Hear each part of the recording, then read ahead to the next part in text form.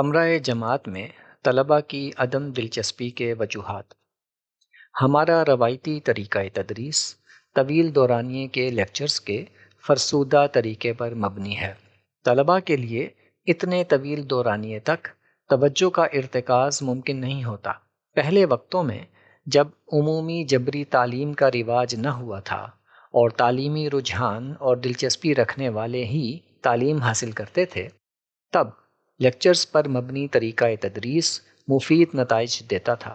مگر موجودہ جبری تعلیم کا نظام ہر بچے کو تعلیم حاصل کرنے پر مجبور کرتا ہے، خواہ اسے تعلیم سے دلچسپی ہو یا نہ ہو۔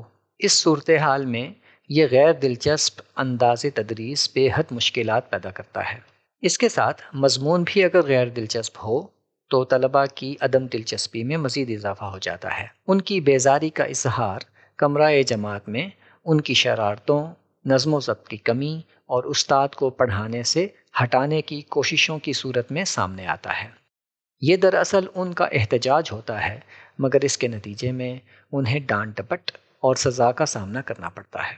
جدید طریقہ ہائے تدریس میں مختصر دورانیے کے لیکچرز، سمعی بصری معاون ذرائع کا استعمال، مطالعاتی اور تجرباتی دورے، عملی سرگرمیاں، استاد اور طلباء کے درمیان اور طلباء کے آپس میں مکالماتی مباحثے، اور ان سب سے بڑھ کر ہر طالب علم کے لیے اس کی قابلیت اور رجحانات کے مطابق انفرادی نصاب اور وقت کا تعین، یہ سب پڑھائی میں طلباء کی ذہنی اور جسمانی مشغولیت کو یقینی بناتے ہیں۔ اس کے بعد بھی کوئی بچہ پڑھنے کے لیے تیار نہیں ہو پاتا تو وہ یہ دکھا رہا ہوتا ہے کہ وہ تعلیمی رجحان رکھتا ہی نہیں، اسے رسمی تعلیم کی مشقت نہیں چاہیے۔